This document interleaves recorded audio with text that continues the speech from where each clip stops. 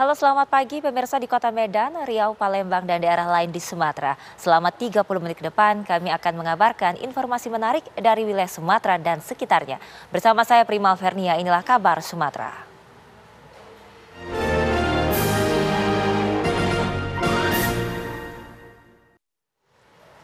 Eksekusi lahan di Desa Teluk Kecimbung, Kecamatan Batin 8, Kabupaten Sarolangun, Jambi berakhir ricuh.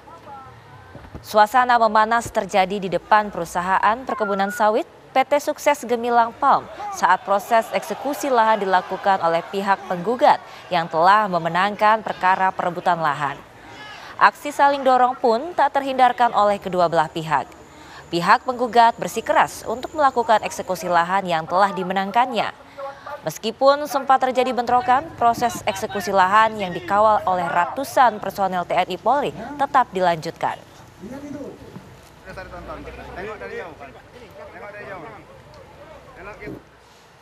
Kejaksaan Negeri Kabupaten Samosir, Sumatera Utara menetapkan sekaligus menahan 2 orang tersangka atas dugaan tindak pidana korupsi pekerjaan proyek rekonstruksi Jalan Pengasean Sitamiang senilai 6,1 miliar pada tahun anggaran 2021.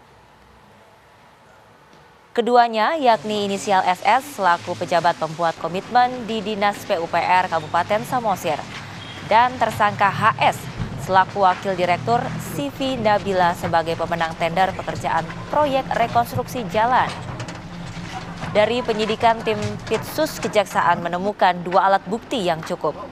Usai diperiksa, Kejaksaan Negeri Samosir langsung melakukan penahanan dan dititipkan di lapas kelas 3 di Punguran selama 20 hari ke depan guna kelancaran penyidikan lebih lanjut. Sementara ini baru 2 tersangka yang ditetapkan, SS selaku pejabat komitmen dan HS selaku wakil direktur CV Nabila yang mana sebagai pelaksana proyek tersebut. Memang pemeriksaan ini masih berlanjut, tidak tertutup kemungkinan masih ada lagi pihak-pihak yang kami periksa ataupun ada pihak-pihak lain yang bisa dimintai pertanggungjawaban. Menjamurnya judi di kawasan Hamparan Perak, Deli Serdang, Sumatera Utara membuat resah warga. Akibatnya warga dan emak-emak nekat menggerebek lokasi judi tembak ikan. Puluhan emak-emak masuk ke lokasi perjudian dan menemukan 2 mesin judi tembak ikan yang dijaga 2 wanita. Saat penggerebekan, lokasi sunyi dan tidak ada warga yang bermain judi. Barang bukti mesin judi tembak ikan pun langsung diangkut ke Polsek Hamparan Perak. Masyarakat berharap pihak kepolisian dan Muspika serius memberantas praktek perjudian yang marak di Hamparan Perak, Deli Serdang.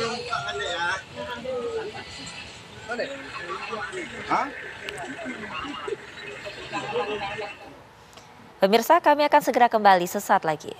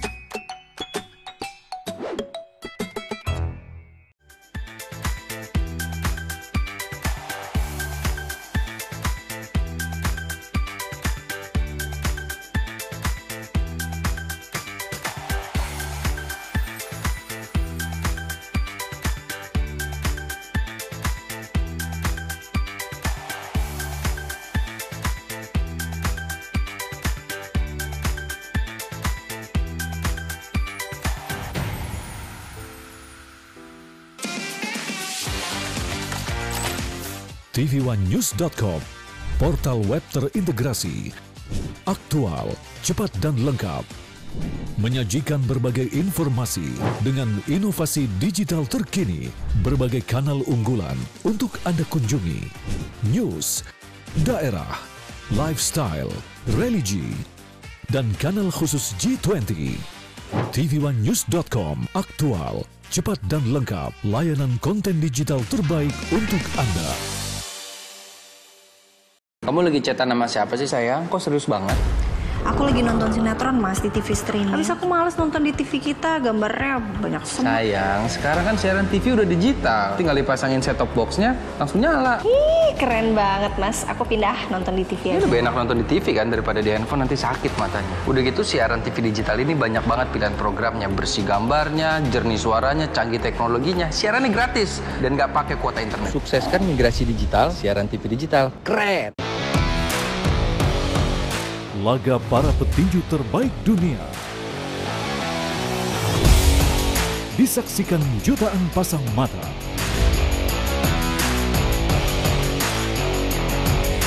Menyajikan kelas pertandingan yang berbeda.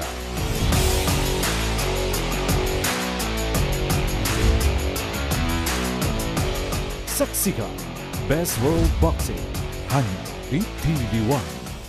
Assalamualaikum warahmatullahi wabarakatuh. Karena apapun yang dilakukan pemerintah, kalau rakyat tidak percaya, itu akan kehilangan trust. Saya percaya orang-orang yang duduk di pemerintahan tahu apa yang harus dilakukan. Peranan dari pemerintah daerah itu menjadi kunci memimpin untuk pelaksanaan penanggulangan COVID. Karena rumah sakit ini penuh, akhirnya tidak ada pilihan lain kecuali isolasi mandiri. Saksikan Catatan Demokrasi Selasa pukul 20 waktu Indonesia Barat live hanya di TV One. Menghadirkan informasi penting dan menarik. Kasus penularan varian Omikron di Jakarta Barat pada negara kita dan pastikan kesehatan terjaga di dunia yang mereka menawarkan melalui media sosial. Semua tersaji lengkap menemani waktu siang Anda.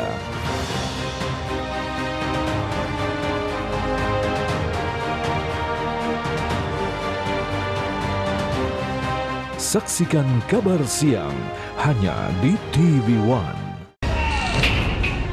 Kita menemukan perlakuan kejam dan tidak manusiawi yang kita duga sebagai perbudakan modern dan juga perdagangan manusia. Anak saya lebam-lebam, gusiknya luka, cuma bisa minum, kemudian mata juga lebam. Hukum kita juga sudah bisa menegakkan bahwa anak-anak itu bisa tetap dihukum. Telusur di TV One.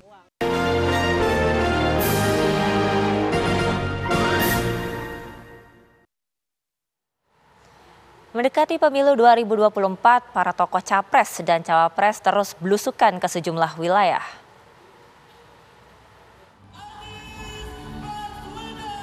Bakal calon presiden dari Koalisi Perubahan untuk Persatuan Anies Baswedan menghadiri acara halal bihalal DPD Partai Keadilan Sejahtera di Kota Bogor. Ribuan kader Partai Keadilan Sejahtera dan juga simpul relawan Anies Baswedan antusias menghadiri halal bihalal yang diselenggarakan di Gedung Olahraga GOR Pajajaran Bogor. Dalam orasinya, Anies menyinggung soal kemenangan pemilihan legislatif dan eksekutif. Menurut Anies, perjuangan menuju puncak perlu jalan mendaki, terjal, bukan jalan yang landai atau menurun. Tapi jalan yang mendaki itu berat untuk dilewati, menantang untuk dilewati. Tapi ingat, puncak-puncak itu tidak bisa didapat lewat jalan yang landai, tidak bisa didapat lewat jalan yang menurun. Puncak-puncak itu didapat lewat jalan yang mendaki, jalan yang terjal. Di situ kita akan mendapatkan puncak-puncak baru bagi Indonesia kita. Calon presiden dari Partai PDI Perjuangan Ganjar Pranowo bertandang ke Sumatera Utara dalam agenda rapat konsolidasi kader PDIP se-Sumatera Utara. Ribuan relawan yang menyambut Ganjar di bandara pun berteriak Presiden 2004 kepada dirinya. Selanjutnya sebagai simbol penyambutan khas Sumatera Utara, Ganjar juga sempat dikalungkan kain ciri khas kebudayaan Sumatera Utara oleh relawan. Ganjar Pranowo memberikan apresiasi tinggi kepada relawan yang menyambutnya dengan mengacungkan jempol. Sambutannya gimana Pak? Tanggapannya Pak?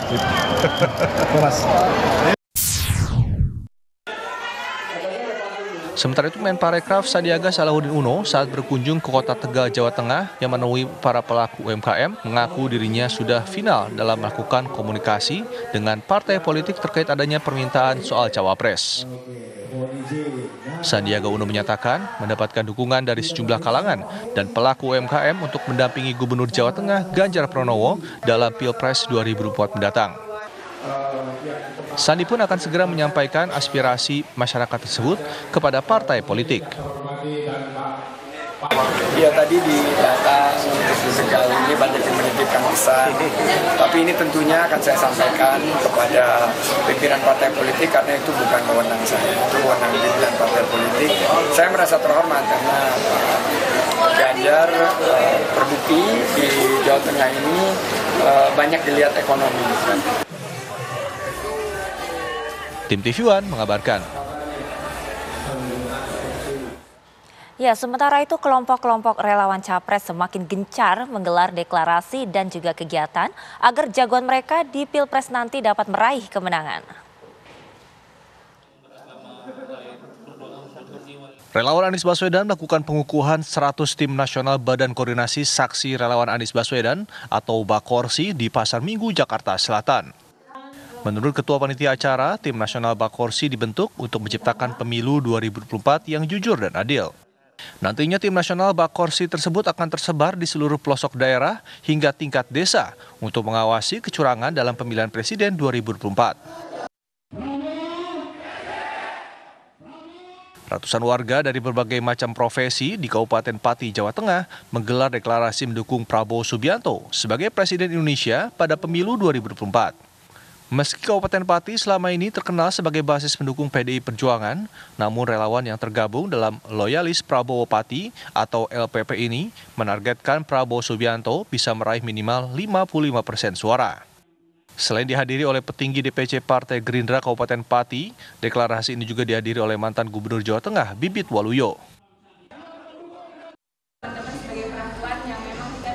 Relawan Serikandi Ganjar DIY menggelar workshop dan pelatihan pembuatan lulur organik untuk para perempuan milenial di Banguntapan, Bantul, Yogyakarta. Diharapkan para peserta bisa mempraktekkan langsung dan mengembangkan produksi lulur organik secara mandiri yang kemudian bisa dipasarkan. Di sela-sela pelatihan disosialisasikan pula sosok Capres Ganjar Pranowo. Sementara di Kota Malang, Jawa Timur, sukarelawan Serikandi Ganjar juga terus merangkul para milenial untuk mengembangkan kreativitas di bidang kesenian dengan mengadakan pentas puisi, drama, dan musikalisasi puisi di Kecamatan Lowokwaru. Serikandi Ganjar juga mendorong perempuan milenial untuk terus mengikuti perkembangan zaman dengan terus mengeluarkan potensi mereka melalui seni. Tim TV One mengabarkan. Manuver politik PDIP di Pilpres 2024 mendatang mulai terbaca jelas dengan merangkul sejumlah parpol koalisi lain bergabung. Partai Parlabang Banteng itu ingin memastikan kemenangan mereka.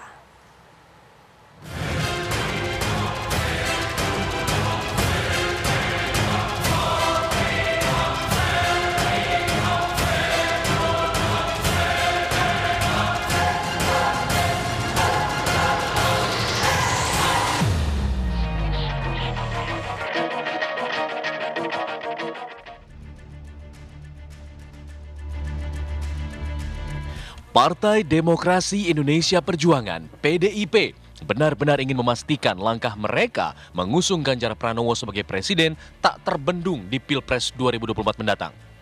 Satu persatu, PDIP mulai menambah kekuatan dengan merangkul sejumlah partai politik, baik yang berada di parlemen maupun non-parlemen. Elit PDI Perjuangan bahkan menginisiasi penggalangan kekuatan itu dengan mendatangi kantor DPP Partai Persatuan Pembangunan (P3) di Jakarta pada akhir Mei lalu. Pertemuan membahas kerangka pemenangan bakal Capres Ganjar Pranowo serta koordinasi dan konsolidasi relawan pemenangan. Hal ini dilakukan setelah P3 secara resmi memutuskan dalam rakernasnya untuk mengusung Ganjar Pranowo sebagai Capres di Pilpres 2024. Langkah P3 ini sempat dipertanyakan. Pasalnya partai berlambang Ka'bah itu berada dalam koalisi 3 partai, Koalisi Indonesia Bersatu, KIB bersama dengan Golkar dan PAN. Kemilau PDIP dengan Ganjarnya yang selalu moncer di sejumlah hasil survei ternyata ikut menyilaukan mata anggota KIB lainnya. Partai Amanat Nasional, PAN, ikut kepincut dengan menyambangi kantor DPP PDIP di Jalan Pangeran Diponegoro, Menteng, Jakarta Pusat. Pertemuan kedua partai ini merupakan kali pertama dalam konteks kerjasama Pilpres 2024. P3 dan PAN tahu betul potensi PDIP di Pilpres 2024. Mereka pun bermanuver dengan menawarkan nama-nama bakal cawapres untuk Ganjar. kencang berhembus, P3 bakal menawarkan nama Menparekraf Sandiaga Uno yang sampai saat ini masih menunggu peresmian status di Partai Hijau itu. Sementara PAN tegas menawarkan nama Menteri BUMN, Erick Thohir, yang santer dikabarkan memang mengincar posisi cawapres di gelaran pemilu tahun depan. Koalisi Pilpres bentukan PDIP akan semakin kuat jika menyertakan sejumlah partai non-parlemen yang juga sudah menyatakan dukungannya untuk Ganjar Pranowo sebagai capres. Sebelumnya, sesaat setelah PDI Perjuangan mendeklarasikan Ganjar Pranowo, Ketua Umum Partai Hanura Usman Sabtaodang telah mendeklarasikan dukungannya terhadap sang Gubernur Jawa Tengah itu. Bertempat di kediamannya, Usman Sabta mengaku mendukung sepenuhnya Ganjar sebagai calon presiden, sementara untuk calon wakil presidennya sepenuhnya diserahkan kepada Ganjar. Partai Solidaritas Indonesia (PSI) sebelumnya juga telah terlebih dahulu mendeklarasikan dukungannya terhadap Ganjar Pranowo. PSI menjadi partai pertama yang mendukung Gubernur Jawa Tengah ini untuk maju sebagai calon presiden dalam pemilu 2024 mendatang. Namun dari semua partai non-parlemen itu, baru Perindo pimpinan Haritanu Sudibyo yang resmi diajak bertemu di kantor DPP PDIP. Perindo yang memiliki bekal kekuatan eksposur dengan sokongan kerajaan media milik Haritanu, disinyalir menjadi posisi tawar yang menguntungkan untuk kedua belah pihak menyambut Pilpres mendatang. Perindo diproyeksikan menggantikan peran Nasdem yang sudah memantapkan langkah mereka mengambil jalan berbeda di pemilu 2024 dengan mengusung Anies Baswedan. Akankah langkah PDIP merangkul parpol membentuk koalisi baru akan berbuah hasil positif? Yang pasti, koalisi lawan politik PDIP tidak akan tinggal diam dan kembali menyusun strategi menghadapi gelombang kekuatan besar partai berlambang banteng moncong putih tersebut. Tim TV One mengabarkan.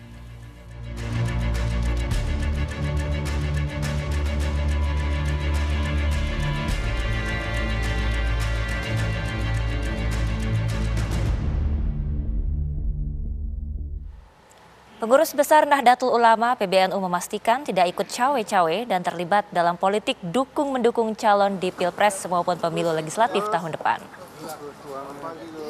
Hal ini dipastikan oleh Ketua Umum PBNU Kiai Haji Yahya Khalil Stakuf seusai bertemu Presiden Joko Widodo di Istana Negara tadi pagi.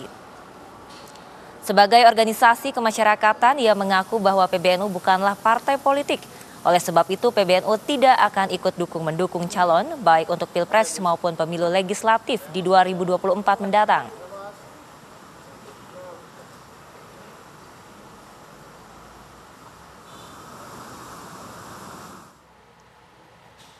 Pemirsa, kami akan segera kembali sesaat lagi.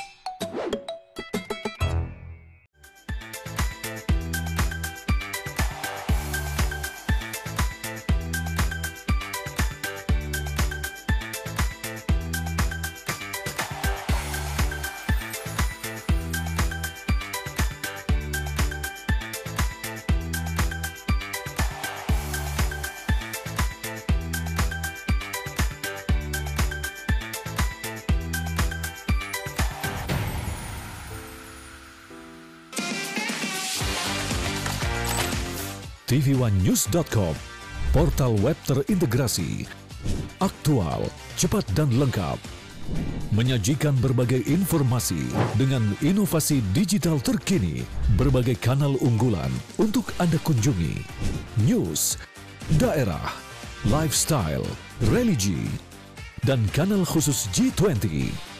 tv1news.com, aktual, cepat dan lengkap, layanan konten digital terbaik untuk Anda.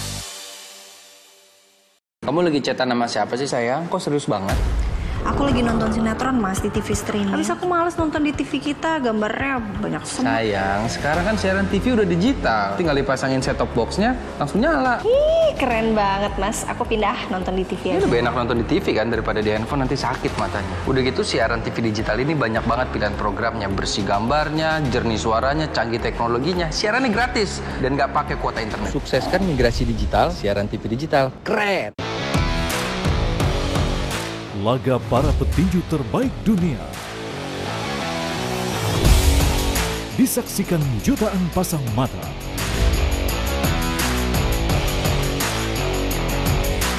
Menyajikan kelas pertandingan yang berbeda.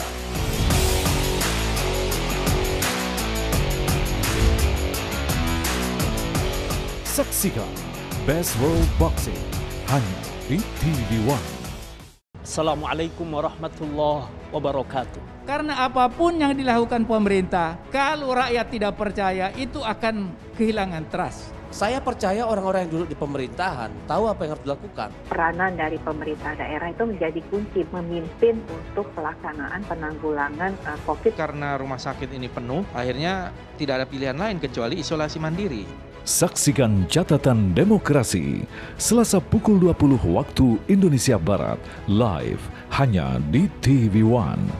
Menghadirkan informasi penting dan menarik. Kasus penularan varian Omicron di Jakarta Barat, negara kita memastikan kesehatan terjaga di dunia yang mereka menawarkan melalui media sosial. Semua tersaji lengkap menemani waktu siang Anda.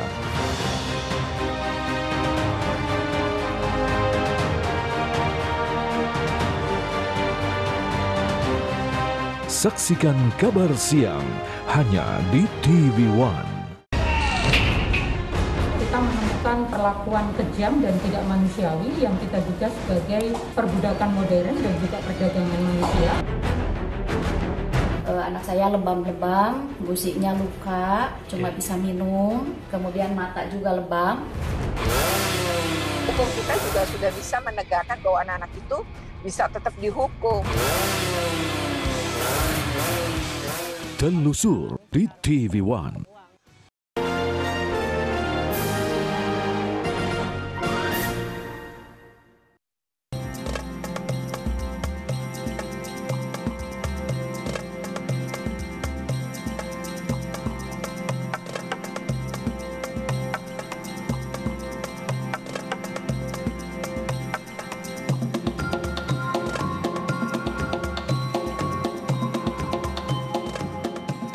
Ujung barat Indonesia terdapat gerbang lalu lintas perdagangan dan kebudayaan dunia. Sebuah gerbang yang menghubungkan timur dan barat selama berabad-abad. Tak hanya bermodalkan letaknya yang strategis, daerah ini juga mempunyai pesona alam yang begitu menarik dan karismatik. Inilah Aceh, Serambi Mekah kepunyaan Indonesia.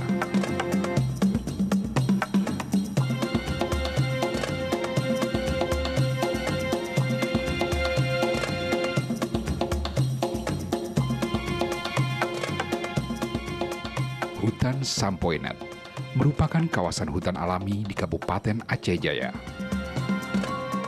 Di hutanan rimbun ini, berbagai jenis flora dan fauna hidup di dalamnya. Tak terkecuali gajah-gajah liar yang diperkirakan banyak berkeliaran di dalam hutan.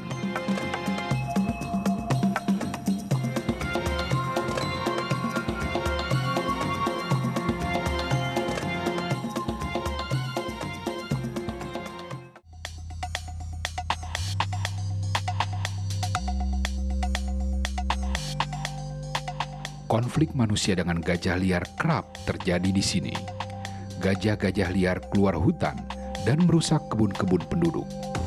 Tidak hanya dirugikan, namun keberadaan gajah liar juga dikhawatirkan dapat mengancam keselamatan para penduduk yang bermukim di sekitar hutan Sampoinet.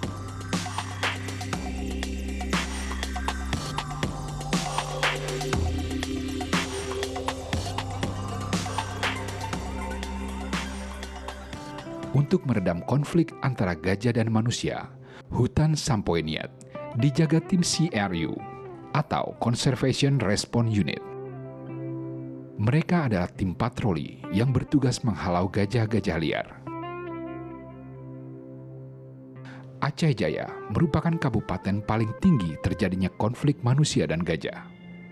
Hal itu disebabkan karena topografi antara daratan rendah dengan pegunungan yang saling berdekatan.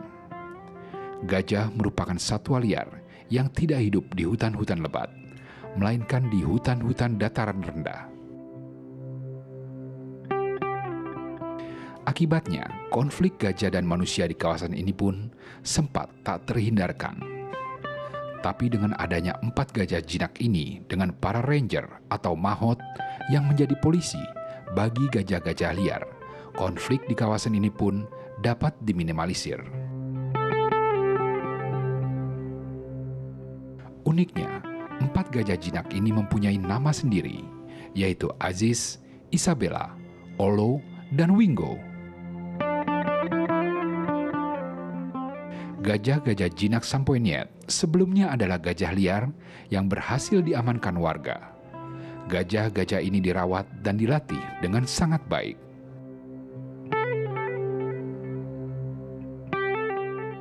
Empat gajah jinak ini ditempatkan di CRU Sampoiniet untuk waktu yang tidak ditentukan. Gajah-gajah tersebut akan melakukan patroli ke titik-titik tertentu di wilayah Sampoiniet untuk menggiring gajah liar agar menjauhi pemukiman warga. Dengan adanya 4 gajah jinak yang ditempatkan di CRU Sampoiniet, diharapkan konflik gajah dengan manusia bisa diatasi. Namun sesungguhnya, keharmonisan antara gajah dan manusia dapat tercipta, asalkan manusia tidak mengganggu habitat gajah itu sendiri.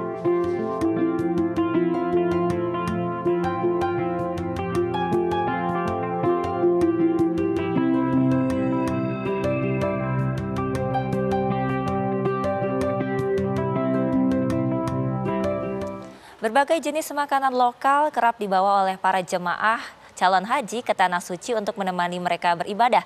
Salah satu yang kerap dibawa adalah rendang. Di musim haji ini, pedagang rendang panganan pun mengalami kenaikan omset karena produknya diborong calon jemaah haji. Musim haji merupakan salah satu waktu yang membawa berkah bagi pembuat rendang di kota Payakumbuh, Sumatera Barat. Salah satu pembuat rendang di sini kebanjiran pesanan dari calon jemaah haji untuk dibawa ke Tanah Suci. Daya tahan yang lama serta rasa yang orisinil membuat banyak calon jemaah membawa rendang untuk disantap selama berada di Tanah Suci. Menurut pembeli, rendang bisa menjaga selera makan selama di Tanah Suci. Dengan selera makan terjaga, diharapkan calon jemaah tetap fit dan berstamina selama menjalankan rangkaian ibadah haji yang membutuhkan kekuatan fisik. Doa di sana enak kan ya Allah, tapi nikmatnya tetap selera kampung. Tapi harus berdoa di sana, enak kan ya Allah. Harus. Jadi makan juga aman juga di situ kan. Lama juga sadonyo. Coba yang rendang kampung rekan juga. Banyaknya pesanan rendang untuk dibawa ke Tanah Suci membuat omset penjual meningkat hingga 300%. Selain rendang daging, berbagai macam olahan rendang seperti rendang telur, rendang jengkol, hingga rendang suwir juga diborong oleh calon jemaah haji. Jadi kenapa rendang menjadi diminati saat musim haji? Karena memang makanan otentik Minang, otentik Indonesia juga. Jadi meskipun jemaah haji ini makan makanan di Arab Saudi, biasanya minggu-minggu kedua mereka udah rindu lagi dengan makanan kampung halaman. Jadi ya rendang menjadi solusi untuk jemaah untuk menjadi pilihan selera terbaik mereka saat beribadah haji. Untuk harga pun sangat bervariasi dan terjangkau, mulai dari Rp75.000 setiap 200 gramnya hingga Rp300.000 per kilogramnya. Dari Payakumbuh, Sumatera Barat, Donald Caniago, TV One mengabarkan. Pemirsa, usai sudah jumpa kita kali ini, saya Prima Alvernia pamit, terima kasih dan sampai jumpa.